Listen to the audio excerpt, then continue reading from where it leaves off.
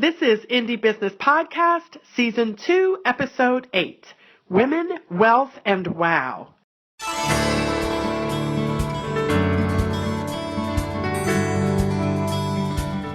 Hello and welcome to this episode of the Indie Business Podcast. I am your host, mentor, and coach, Donna Maria, the founder and CEO at IndieBusinessNetwork.com. My goal is to help makers and handmade entrepreneurs build a solid business foundation, increase your income, and use your business to create the life you love. In this episode, I will introduce you to Diane Humke of Essential Wholesale in Portland, Oregon. Essential Wholesale is one of the Indie Business Network's very first members, having joined way back in 2000.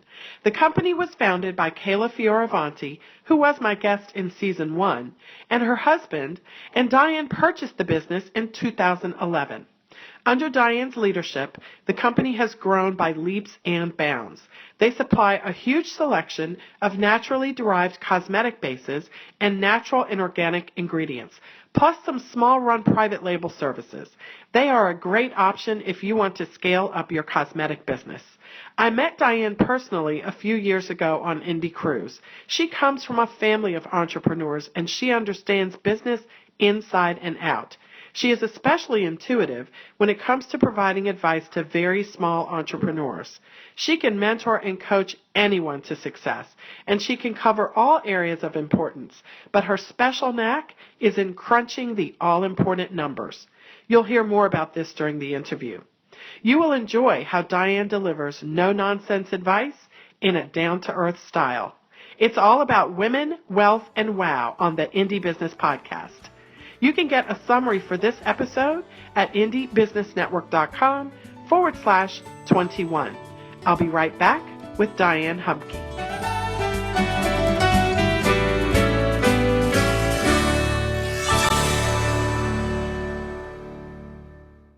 Hello, Diane Humke. I'm so excited to have you. Welcome to Indie Business Podcast. Well, thank you. I'm excited to be here. Now, Diane, I've already shared a short introduction of you and your business, Essential Wholesale, but I would love it if you would share with us a little bit about your entrepreneurial background and how you got started as an entrepreneur. Well, I've always been entrepreneurial, even as a child. I did the normal things that a lot of kids did back then, picking berries, and then I had my berry stand and sold lemonade and did all those fun things. My first real job was selling vacuum cleaners door to door. As a 16-year-old girl, you wouldn't want to do that today. But I have to say, what a great way to start out, though. Well, it was. If you can do that, you can pretty much do anything, believe me. So I went away to college and studied business, and then I came from a entrepreneurial background. My father had an industrial supply business. He had started in 1935. So I come from a family-owned business background, did the normal things that, kids do. I worked in the accounting department in different areas of the office when I was growing up in the summer. So I just kind of absorbed business. I just sort of always knew. And I don't ever remember learning how to read a balance sheet and income statement. I just kind of always knew.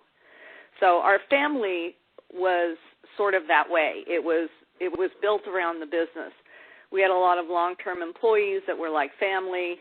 So it was just kind of an unusual upbringing. It was just always part of how I was. And because my parents were older, when my dad died, my mother ran the company until 1983 when her health failed. My sister and I went down and ran it, and we grew the business, changed kind of the lines that we were in. And then in 2007, I sold the business and retired at the age of 51. Then we ended up coming back to Scappoose, where we live, and I had been in a business group called the Chief Executive Forum that I joined in 1992, and that was probably the single best thing that I ever did for our business. It put me in touch with like a mastermind group, right? And in the morning we would meet and we'd have a class. We did this one day every month, and so you'd learn something that was important to someone in the group and usually to everyone in the group. Then in the afternoon, they acted like an outside board of directors.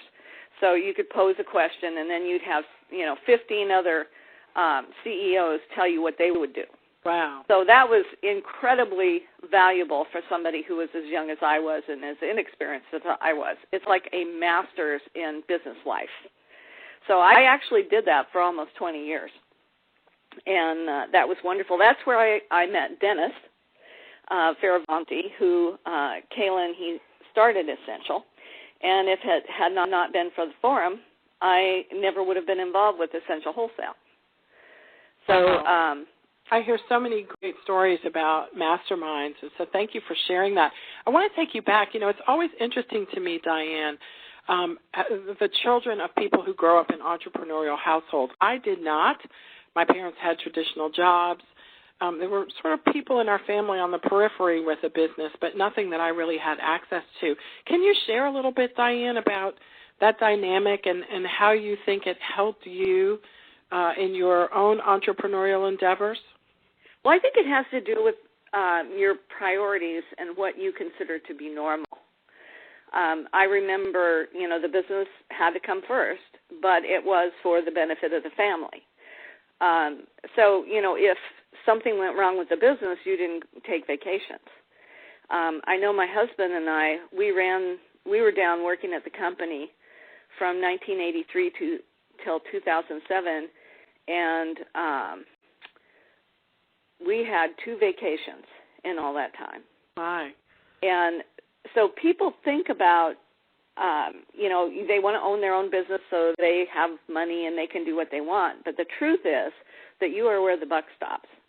So, I think being raised in an entrepreneurial family, your expectations are different. You don't really get disappointed when something happens with the business, when you're not going to go on vacation or whatever. You recognize this is an investment you are making now for your future. Mm. So it's a different mindset.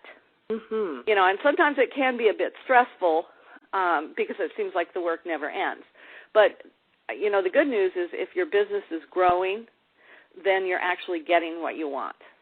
And Diane, do you also find for you that whatever business you are working in and owning at any given time, that you have some sort of passionate investment in, there's some sort of passion inside you that helps you to get through those times when the buck stops with you and you'd really rather be on a sailboat somewhere? Well, I think the only successful businesses are ones that people care about. If you just do something for the money, then, you're almost done before you start.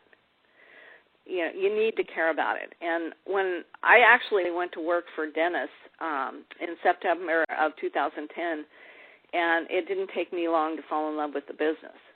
I had been an informal advisor to him for several years, through the forum. And he used to call me outside the forum and ask advice on different topics, and I'd helped him along the way. But until I actually went to work in the business, it hadn't really seized my heart. And once I did, and, that's the violation of the golden rule. My dad always said, don't fall in love with something that can't love you back. But I did. Well, let's talk about that, though. You can't your business love you back? I mean, I know I feel like mine does. It provides for our family, and it's part of the reason that opens some doors for me personally to get me into, groups of people that I want to connect to personally. My business is a vehicle for that. So is that kind of another way to think about it? I think my business loves me that way. Well, I suppose that's true, but think of all the business people that you know that have sacrificed their families for the business. Okay. I mean, you can lose your perspective of why you're doing this. And, I know I've done that myself from time to time. So I think my dad's message was, you need to keep this in perspective. Yeah. And it's interesting that you say that, too. Tell me what you think about this, Diane, because as a woman, when I'm married, have children, there are times when I have sacrificed my family for my business, but it doesn't go on indefinitely. It may be a week, it may be a weekend, it may be some day when they just can't see me because I can't cook today. I can't do anything with you today because I got to get this done. And I do feel like I do that, but it just doesn't go on indefinitely so that the sacrifice does not become a way of life. Yeah, so it's a short-term investment for a long-term gain. Yeah. Well, and that's sort of the entrepreneurial attitude of the family. I mean, everybody has to realize, this is the golden goose. This is where the bread and butter comes from. And so, we're all united in wanting to do this. Yes, and we have to take care of our golden goose. That's a really good way to think about it. I know we have a lot of listeners who have family businesses, or maybe there's one person in the family who actually owns and runs the business, but it's sometimes a challenge to explain to everyone else why their life has to change because you have a business. Well, and the support is enormous. Mm-hmm. I mean, when I think about, the long hours I often worked, and I was president of our Humke company, which was our industrial supply business. Right. And, sometimes I was working down there till 10 o'clock at night, and I came home, and, my husband worked too, but the dishes were done, and, the pets were fed, and things were, he didn't just wait around for me to come home and do it. And so we love him. We love him. Yeah, we shared the load. Yes, yes. And it wasn't woman work or man work. It was work.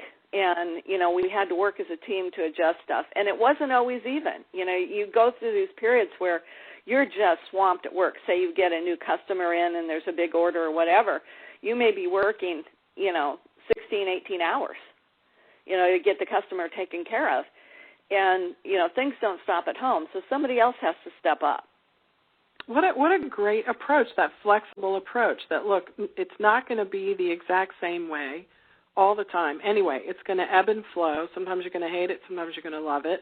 But at the end of the day, we're all working together to protect and grow the goose. Well, there's a negotiation book called Getting to Yes. Mm-hmm. And it's a little thin book, and the premise of it is you have problems on the other side of the table, and when you're negotiating, you work as a team to address the problems. So you stay on the same side of the table, and the problems are over there, and you work as a united team, and you address those problems. Well, I think a marriage is like that. Yeah. Because it's really easy to get adversarial, especially when, even for an extended period of time, if you're going through something, stressful at business, you can have a very lopsided relationship for an extended period of time. At our industrial supply business after 9/11, we lost 40% of our business almost overnight. Wow. Now, I'm telling you, talk about scramble. And we were able to hold it together and dig it out. And, that was largely because of the incredible employees that we had. But it was also lopsided for an extended period of time. Very lopsided. Okay. So everybody has to accept that as part of it. Well, I found out a long time ago that there's different classifications of worry. And you can worry about things that you can do something about. So you put a plan together and you do the best you can with what you got. Then there are things that are completely out of your control. And those you have to leave up to God or fate or whatever you believe in. And, then there are things that are just going to happen. And so you look at it and you say, okay, what's the worst possible case? You formulate a plan to deal with it, and you get okay with that in your head. So if you approach it knowing that you are prepared for the worst possible case and you have a plan if that happens, it takes a huge pressure off your shoulders because you've already figured out the plan. You don't have all this anxiety around what's coming. If it comes, you're ready. If it doesn't, all the better. Diane, you have seen a lot of businesses come and go in the time that you've been an entrepreneur. Especially if we go back to the time of your berry stand, I would imagine that you have seen women advance in the business arena in several different ways. What are some of the major ways that you've noticed in the past 10 years that women have been able to succeed and achieve more as entrepreneurs? Well, let me back up a little bit and tell you my viewpoint is probably a little tainted because when the industrial supply business is largely, male-dominated. And I know when I went into it, I needed training. I went to Texas A&M for a 2-week course in industrial distribution, and it was 47 men and me. So I learned very quickly that I had to be a strong, assertive, but not offensive woman. So when I look at something, I just assume I can. You know, a lot of what is out there is attitude. So if a woman has a belief that she can do something, she's probably right. And if she believes she can't, she's also probably right. So, you know, you can't give away your power. You have to keep it for yourself, and you have to decide where you're going. I would say there's more opportunities today than there's ever been. But, you know, regardless, there's always going to be those people out there trying to stop you. And you have to realize that, you know, sometimes you're not going to change their minds. And, you know, it's kind of like when my husband and I disagree, sometimes, you know, I just tell him, okay, well, it's all right with me if you want to go through life being wrong. Right. You know, and it's kind of the same thing out there. You can't let other people control what you do. The opportunities are there. You have to seize them. You have to keep working them. And, you know, there's going to be failures along the way. You just have to not quit. So I would say the opportunities for women is absolutely huge. Plus, I think we get a lot more credit even than we did like 5 years ago. I know when I go to banks, lawyers, CPAs, it's easier now than it was before. It's not assumed that, you know, they're going to pat me on the head and sit me in the corner. Oh, yes. Thank goodness for that. And I can remember when it was like that. When my sister and I went to work down at our company after my mom retired, we ended up having to switch advisors because nobody took us seriously. So, you know, I find that firing someone changes their attitude. Yes, indeed it does. You know, and you were, that's such a great point that you were able to see handwriting on the wall and find a more favorable setup for yourself to get what you needed for your business. Well, you know, and it is kind of hard. If you come up through a family-owned business and somebody's watched you grow up, I remember when I first went down to our company, we had employees that remembered when I was born.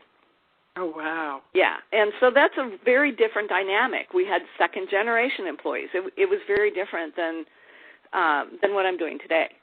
Wow, that's amazing. And so you got to know the former owners of Essential Wholesale in 2010, and then when was the purchase made? Well, it actually went through, November 30th, 2011. Right, 2011, so a little over a year later. Share with us, if you would, Diane, what was that like? I mean, you'd obviously already had a lot of experience as an entrepreneur, but you knew a little bit, maybe a lot, about the business you were acquiring, obviously, or you wouldn't have acquired it. I'm sure you educated yourself. What are some of the things that you did?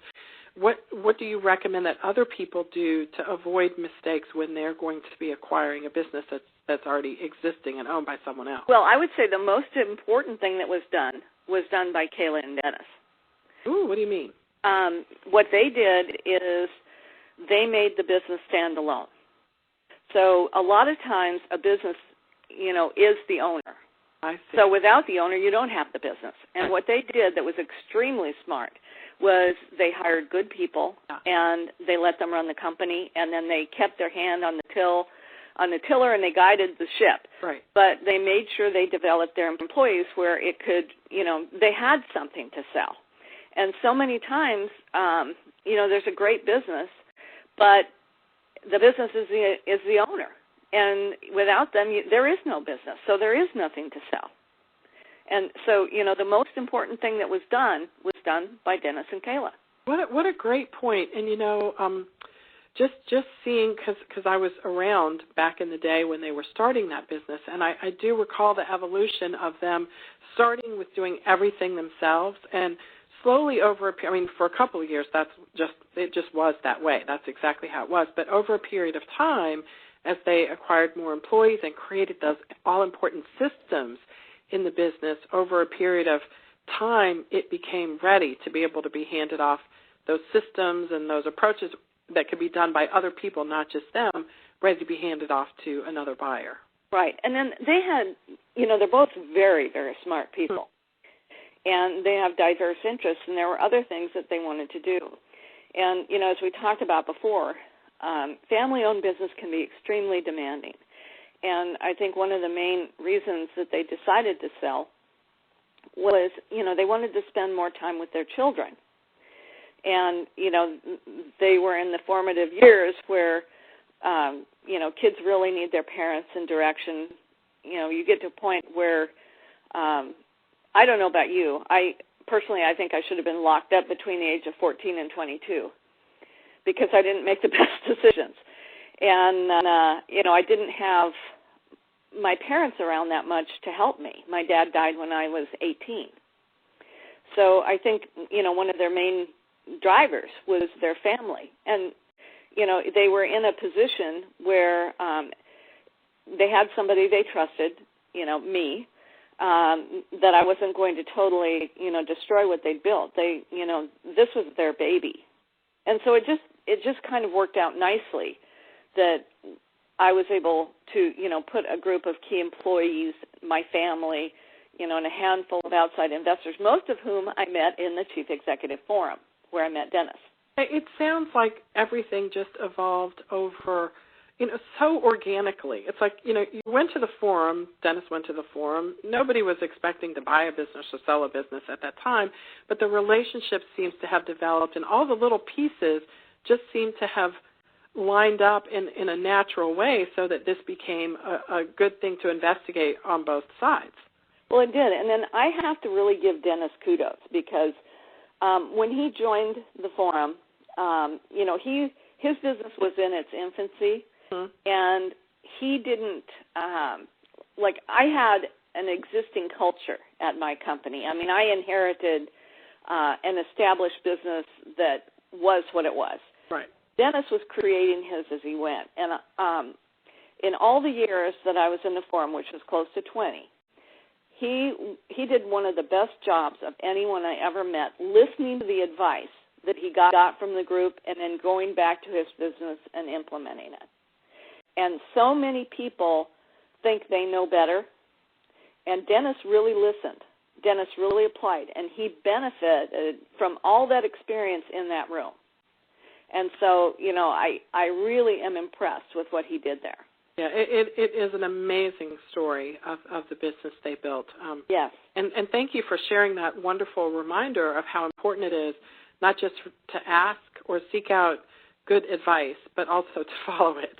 Yes. And to know the difference between the good advice that you get and the advice that you might not want to follow. Because, a lot of the advice is painful. If you're going down the road and you are well invested into it, and then somebody tells you that's wrong, you need to dump it and do something else, that's really hard. Oh, that's where the metal meets the road, though, with your character development as well. So, great points there. Diane, what is your definition of wealth? Well, let's see. I think true wealth is made up of the things that can't be taken from you. Things like your integrity, your knowledge, your spirit, your will. Those things are true wealth because with that you can build everything else. Of course, wealth, most people think about wealth as your money, but in all honesty, I think building wealth has as much to do with what you spend as what you earn. Ooh, say that again. Building wealth has as much to do with what you spend as what you earn. So if you live below your means, you can build wealth. And the best way to build wealth is to make your money work for you, not just you work for your money. Very, very good point. So I can give you an example of this. So yes. When we bought Essential Wholesale, it was in a smaller building out in Clackamas, and it was bursting at the seams, and it was at the end of the lease. So something had to be done. Our family owned a 60,000 square foot warehouse in Northwest Portland, and we had just lost a tenant. So it worked out well to move Essential into that building, which gave us a ton of room to grow. And it also created a unique synergy. So our family, key owners in Essential, our family owned the building. So we're on the landlord and the tenant side, which means we have a benevolent landlord with a caring and responsible tenant. And so it creates a unique synergy where you can make your money work for you. So we're able to manipulate things in a way that benefits the tenant and benefits the landlord. And, Essential, we consider Essential the golden goose. It is in a growing market. It has, it's a manufacturer, so it has capital investment demands. And so we're able to position things where our money can work for us. We can allow Essential to take the capital that it needs to invest in equipment and employees and ingredients and inventory and all the things that it needs to do to grow. And the landlord can kind of help with that within reason. So that's making your money work for you. You're leveraging what you have to grow it.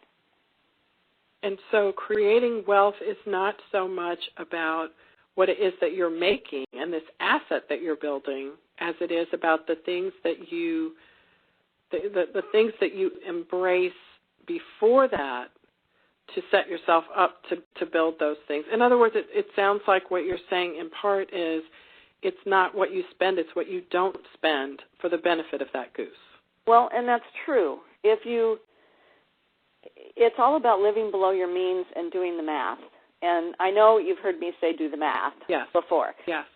So many times people don't try to monetize things, and they work and work and work, and then they wonder where all the money is. And it's funny. I just asked my niece and nephew this question. What do you think the highest expense is that most people pay every month? And what do you think the answer to that is? The highest expense that most people pay every month. I don't know. It's the price of ignorance? Well, most people would say their housing. Mm-hmm. But in reality, if you look around, especially if you own your own business, it's likely taxes. Yeah. Because you're paying both sides of Social Security. Mm-hmm. Yes. And your federal income tax, your state income tax. Right. And so when I go back to do the math, a lot of times people don't think about where the largest amount of your money is going. And it's not just in those. If you look around, you've got taxes on your phone, on your gas, on, if you drink, there's liquor taxes. I mean, there's no end to the taxes, the fees. You register your car, it goes on and on and on. It does, doesn't it? It does. And so as a business person, you really need to do the math. It's not just the money you make. It's the money that is available for you to spend. Money you keep. Right. Yeah. And then the other thing I would say is people don't think about cash and profit are not the same thing. You can spend cash, but you cannot spend profit. So when you earn, say, $10,000 or whatever in profit, and then you go buy inventory, well, that money is tied up. It's not available to spend. Now it's sitting in inventory. Right. Or if you hire someone. And people don't think about, well, how much do I have to sell in order to pay for this? I want to buy, I want to buy a forklift, or I want to buy this other ingredient or whatever. And they don't realize how much they're going to have to sell in order to pay for that and get back to where they were today before they bought it. Right, right. And so when we think about these things in terms of wealth, sitting down and doing these calculations on the front end of your business and also on an ongoing basis, this is such a challenge for so many people. I mean, having a great accountant, right, it's just what you've got to do. But also, Diane, when you're thinking about starting a business, this very important issue that you're talking about is something that we have to think about on the front end and not after we're knee-deep in a business. Well, that's true, and especially the tax aspect. Yeah. People don't realize how important that is. And, we invested a lot of money in lawyers, tax lawyers, and CPAs when we were buying Essential in order to structure the purchase in a way that wasn't, didn't trigger a big tax event. Right, right. And for small businesses, Diane, for, even just for startups or even for some of the people that are your customers that are very, very small, and you may be doing some manufacturing for them, but it's on a smaller scale. What are some of the tips that you can offer in terms of things you're talking about right now as they begin their businesses and start this journey? Well, certainly, do the math. A lot of times people shortchange themselves. They don't count their labor, or they don't consider everything, the overhead, the insurance, the things, the additional costs. They just think about, here's what I paid for it, here's what my bottle costs, here's the label, here's the freight. Well, there's still electricity, there's, your building, there's the insurance, there's accounting, there's all kinds of expenses that are related to that. And so when people set their prices, I would say it's much easier to lower a price than to raise one. Mm. And so you really need to think through that and decide, what you're going to charge.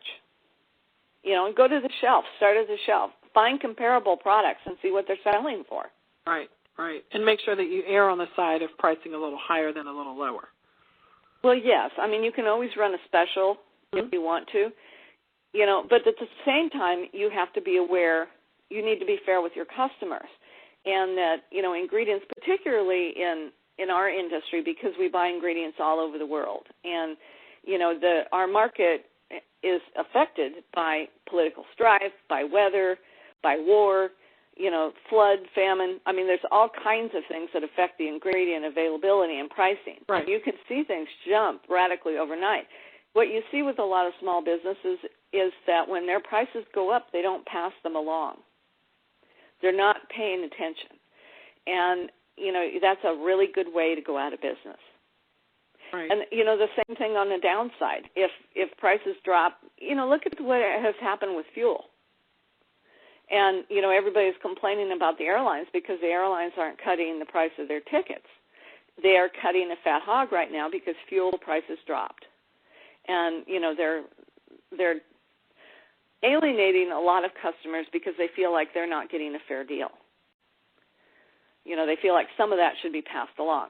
So, I would say that it's an awareness of the market and fairness on both sides. You want it to be a win-win. Mm-hmm. Mm-hmm. And so sorting through all of that has got to be done on the front end, and it never ends.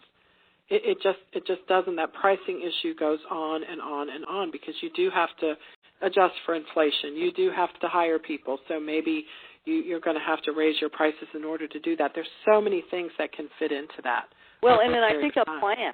Having a plan and doing the math because, it's like when we hire an employee, we know that we're probably going to lose money on that employee for a while. And so as the business grows, people are going to work really, really hard, and we try to wait as long as we can to hire the next person so that we can put some money back in the bank. Because that when you start hiring people, your expense is higher than what your income is going to be for that person because they're inexperienced.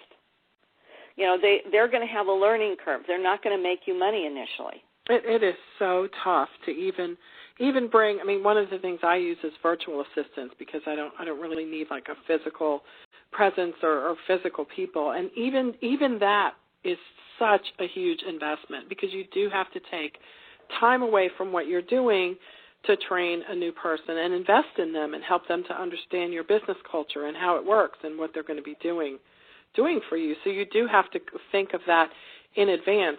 What do you think, Diane, about someone who's been doing everything themselves for a while and they're looking at hiring, their first person? It's such a scary idea. For a very, very small business, do you recommend putting that off as long as you can? Well, I would tend to do that or get somebody part-time help or, try to step into it as slowly as you can or talk to somebody else who made the transition.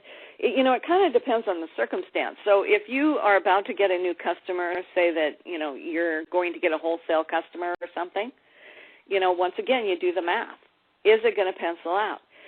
Volume is not always the answer. Right. Sometimes it's better to sell less and make more because you work very hard. when you start getting bigger and bigger customers. Yeah.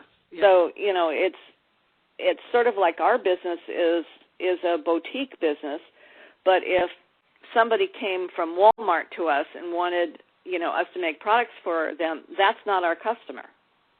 We couldn't, it's not our product, and we couldn't carry that volume, nor would we want to.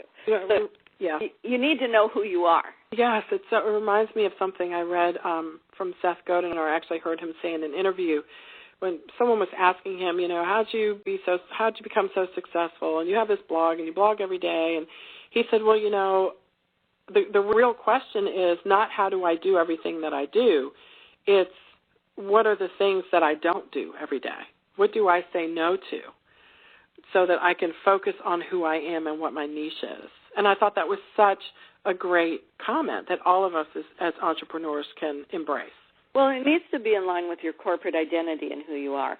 And then I think also knowing, we all want all these things. And so, essential is a green and natural business. And so we have this long list of sustainability things that we want to do. But we can't afford to do them all overnight. Right. But, this year we'll probably be putting a whole lot of solar panels on the roof. And so our power will be coming from solar. And that's a very big thing for us, and we take a lot of pride in it that that's what we're doing.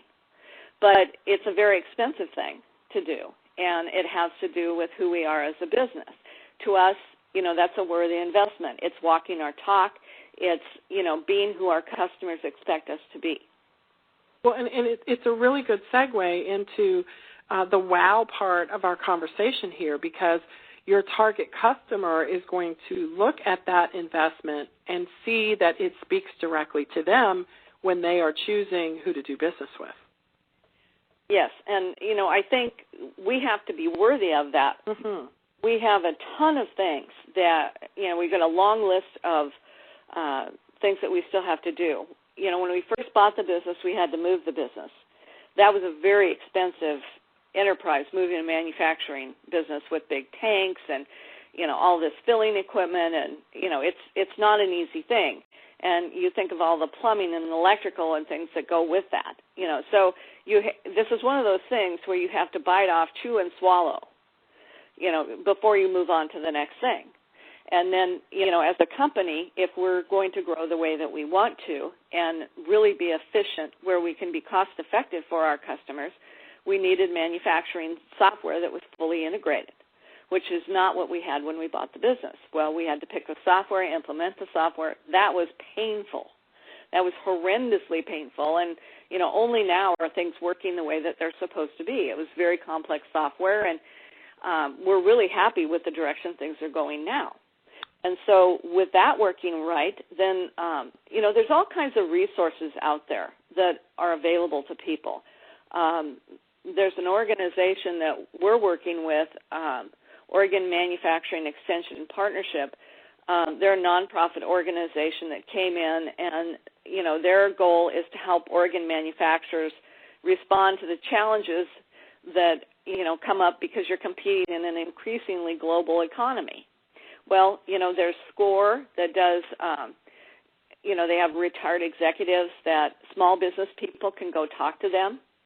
And, I would highly recommend, talking to SCORE and some of these other nonprofit organizations that have, seasoned business people that will help you for free. Mm-hmm. Yeah. Such a good point that there are so many good resources out there at the local level. And, one of the ways that we can get the things that we need is to just look in our own local area and follow up on the resources. Talk to people in your local area and see what they're using to help. And SCORE is a great resource. Thank you for sharing that, Diane. So, when you think about these solar panels and so many other things that you've done in your business, you are using these improvements in your business not just to improve your business, but also to connect directly with your customers and, in effect, to kind of wow them with what you're doing and encourage them to be loyal to you as their choice service provider. Well, we want to be worthy of their business. Mm-hmm. We want to be who we say we're going to be. And, like I said, all of this stuff is very expensive. You can't just wave your magic wand and do it all at once. And that's where it comes back to having a plan and doing the math so that you know at what point you can afford to do things. So, we've owned this business almost 3 years, and we're just now, about to cover the roof with solar panels. I wish we had been able to do that in year one, but it wouldn't have made sense. So, I really believe that sometimes you just have to bide your time and work the plan. I'm hearing a theme here. Have a plan, do the math. Have a plan, do the math. Yeah. If you just go back and forth between those two things, you've got a really good shot at making your business all that you want it to be. Well, and then at the core of it, at the end of the day, we're a natural and organic company, and anybody, can offer natural products. But the question is, do they do it in a socially and environmentally responsible manner? Right. There's deforestation problems. There's more than natural and organic. It's a question of how you go about it and whether or not you're really walking your talk. And I know that we're using much more scrutiny on the ingredients we buy, and looking at who we buy them from and how they do business. And I hate to say this, but I'm sure customers know this. There's so many adulterated products out there nowadays. That things are not what they are presented to be. And so we have to be very careful to test and to make sure that we are, in fact, delivering to our customers what we say we are. Yes, and you do such a good job of that. And, Diane, it's so inspiring to talk with someone who, saw a business from the outside looking in and decided that it was something that they could, had fallen in love with and really, really wanted to make a part of their life. I love that story. What would you share, Diane, as your final words of encouragement for small business owners and startup entrepreneurs who are, looking to grow and just really looking to do it in this challenging environment that we find ourselves in today? Well, I think the bottom line is if you believe you can, you're right. And if you believe you can't, you're right. So a lot of it has to do with being willing to make mistakes and have failures and, move forth. Otherwise, if you're afraid every step of the way, you'll get to the end of your life and never know what you could have been. So it starts with what you believe. It does. And then a willingness to just, be rat tough and motor through. Yeah. There's one of the best books I've ever read was by Dale Carnegie, and it was How to Stop Worrying and Start Living. Oh, yes, I love that book. And, I've probably read it a dozen times at difficult times in my life when I have something that's, maybe keeping me awake. I'll read a chapter.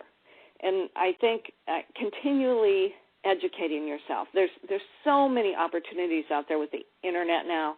There's resources that, I didn't have when I was starting into business. And there's so many people. I think if you just call people and ask, they'll help you. I am shocked. You can call and talk to the president of the bank. Or it's amazing. If you call someone, the phone rings, they answer it. Don't be afraid to ask. Don't be afraid to call people. Yes, I thank you for sharing that. There's so many people that we've talked to on Indie Business Podcast who have borne that out. They've created mastermind relationships, mentoring relationships, good friendships. It is amazing what you can do when you just pick up the phone and reach out. I think the last thing I would say is, don't be afraid to hire somebody who's better than you are. John Landforce is the president of Essential, and he's a far better operator than I am. And so, I have things that I do very well, and he has things that he does very well. And, of course, we have Laura Badcock, who is the most amazing general manager ever. So, having good people, giving them the opportunity, the authority, everything they do isn't going to work perfectly, But overall, you're going to win. And there's only so much you can do yourself. So there's times when you have to make opportunities for others. Thank you so much, Diane, for sharing from your wealth of experience as an entrepreneur and for really just giving us some nuggets that we can hold on to and things that we can put into action in our business. We appreciate hearing from you today. Okay. Well, thank you very much. It's been my pleasure. And everyone, I want to make sure you check out essentialwholesale.com. If you have a line of cosmetics that you would like to have some help manufacturing, you have got to check them out. And not only do they make fantastic products, but they work, as Diane has just explained, very closely with their customers. They have a great staff, a wonderful team of people who can help you create and expand your line in accordance with your brand. So it's great to have your company out there, Diane, to help small beauty brands be more successful. Thank you so much for sharing with us today. Well, thank you. And, we're very blessed by having wonderful customers that have helped us, move along the road to success. Definitely. Check them out at essentialwholesale.com. Have a great day, Diane. Bye-bye. You too. Bye. Thank you. Well, I hope you enjoyed my interview with Diane. And if you did, won't you show us some love on Twitter? If you enjoyed this podcast, just go to indiebusinessnetwork.com/love. And if you're logged into Twitter, you can click once to let your friends know that you enjoy our podcast. We really want to make it useful to you. And if we are, please let us know by sharing. And if we can improve, let us know that too. There's a contact link on our website at indiebusinessnetwork.com so you can share what you'd like to see and how we can serve you better. I'll see you on the next episode of Indie Business Podcast. In the meantime, break all the rules, build your own corporate ladder, and create the life you love.